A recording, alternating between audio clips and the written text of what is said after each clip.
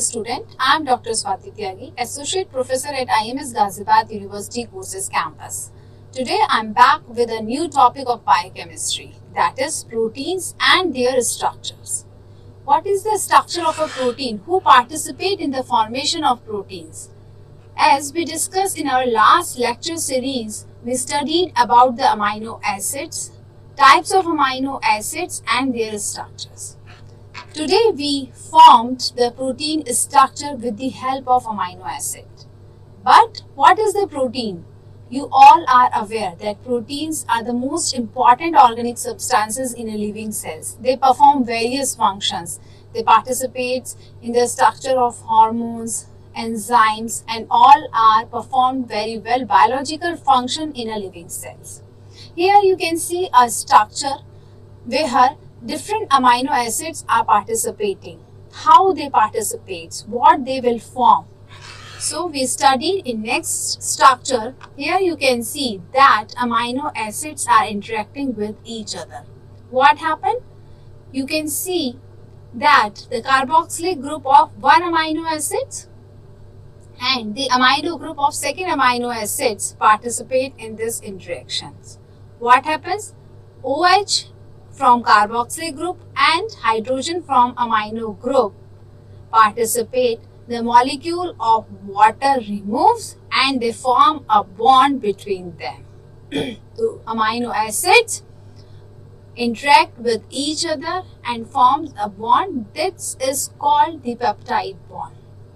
When amino acid participate in this formation of protein structures, first the peptide bond occurs. Here you can see that there are different amino acids. The carboxy terminal of the one amino acid and the N terminal of other amino acid participates and so on. Here you can form different types of amino structures. Now we talk about the different structures of proteins. There are four types of protein structures. These are primary structures, secondary structure, tertiary structure and quaternary structures. Now we will discuss one by one all about the protein structures. First we comes about the primary structure. How this primary structure forms. For the formation of protein primary structures, these amino acids participate, as we understand.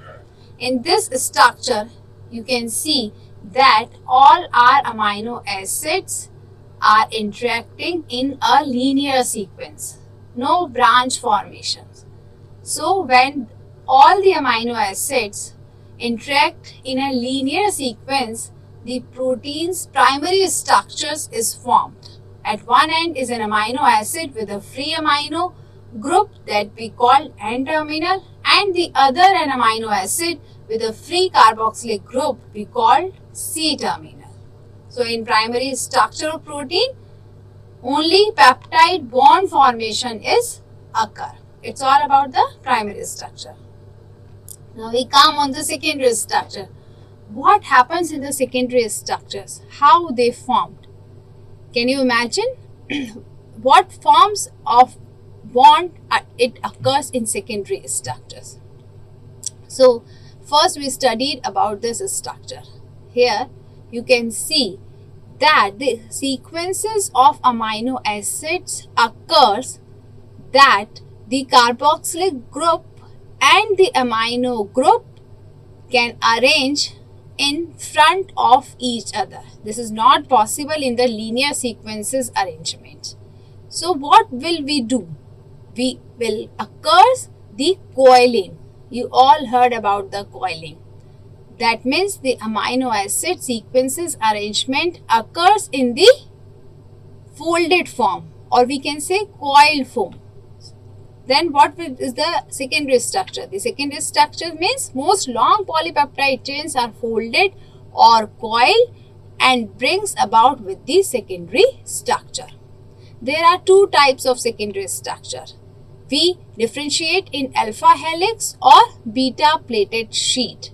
Now one by one we will see what is the alpha helix, what is the beta plated sheet form of in secondary structure.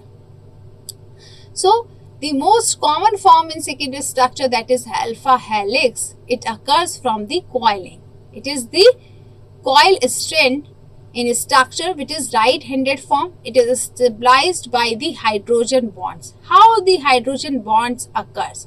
The hydrogen bonds occurs between the hydrogen of amino group and the oxygen of carboxylic group when they comes in front of each other, and it happens with the help of folding form, with the help of coiling form, right? So alpha helix is the forms where peptide bonds is possible, and second, that is new bond, we call hydrogen bond. That is called alpha helix form of secondary structures. Now we discuss about the beta plated sheet. Here you can see that there are two different polypeptide chains are arranged.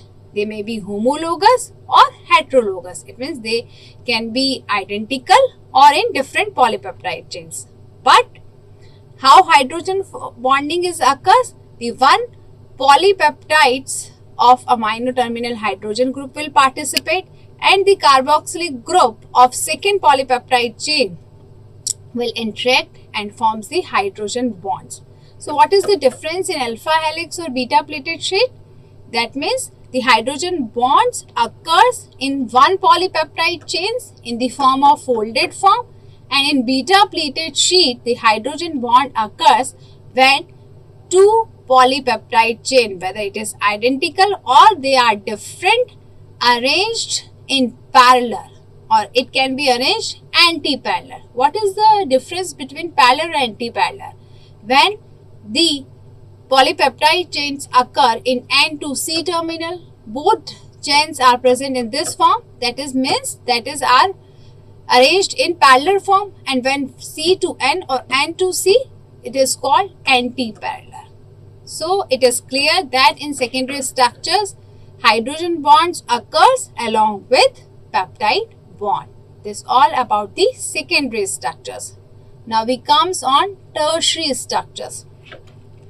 As we studied the primary structures where the peptide bonds formation occurs, in secondary structures where hydrogen bonds and peptide bonds formation occurs. So you can think that tertiary structure is maybe more complex form of protein. It involves the folding, coiling of a polypeptide chains to produce a complex structure of a protein, and it is called the tertiary structures. When again the amino acids will participate, that means they form a new bond formations. What kinds of bond formations can be occurs? How the new bonds forms? So you all aware that in amino acids we have side chain. In last lecture we studied the side chains, how the different groups in present in the formation of different amino acids, and these different groups which are present in the side chain, they will participate in the formation of new bonds. Now we studied about the different types of bonds which formed in tertiary structure. First you can see the disulfide bond. How disulfide bond formation occurs? It occurs when cysteine residues are participating in a polypeptide chain formation. Cysteine that has sulfur group in their structures. So sulfide bond formation occurs. Again we studied hydrogen bonds. Now we comes on ionic bonds. Ionic bonds form when an acidic and a basic amino acids are ionized and lie together in a polypeptide chain. They form the formation of ionic bond. Now we comes on a hydrophobic bonds. It occurs because of the tendency of non-polar side chain of neutral amino acid to closely associate with one other amino acids. So in tertiary structures, what types of bonds are participating in the formation? Disulfide bond, hydrogen bond, ionic bond, hydrophobic bond, along with your peptide bond. The example of this structure, myoglobin. Now we comes on the quaternary structures. As we already saw, that tertiary structure is the complex form of a protein where amino acids are allied together with different arrangement and different types of bond formation. So we can say that the quaternary structure refers to the association of two or more polypeptide chain to form a stable units. Again we talk about the polypeptide chains. So they may be identical or dissimilar. They may be different or same polypeptide chain. So on the basis of the participating of polypeptide chain, the quaternary structure may be homogeneous proteins or heterogeneous proteins. It means the example of homogeneous protein isozyme and lactic dehydrogenase. For the heterogeneous protein, you can see the example of hemoglobin where the two alpha chains are present and two beta plated sheets are present. So it's all about the four structures of the protein: primary, secondary, tertiary, quaternary. And what are the basic to form this four structures? That all these structures are depend on the formation of bonds, whether it is peptide bond, hydrogen bond, ionic bond, hydrophobic bond, disulfide bond. Now we talk about the summary, what we saw in these structures. So here you can see in the primary structures, all amino acids are participate in a linear sequences. In secondary structures, where the base of was the folding. The folding is present in the form of alpha helix, and the two different polypeptide chain, whether it is parallel or anti-parallel, participating in the formation of hydrogen bonds. The secondary structure is divided in the alpha helix form and beta pleated sheet form. Now we comes on the tertiary structures, where different types of polypeptide chains are participating in the formation, whether it is the linear sequence, whether it is the alpha helix form of protein, whether it is the beta plated sheet forms. So they are forming a complex. And the fourth one is the quaternary, where more complex forms of proteins is happening. Different types of polypeptide chains are participating, and it forms a complex structure which is possible to understanding in your 3D shape, right? So it's all about, there are four structures of proteins. Now we talk about the biological function of protein.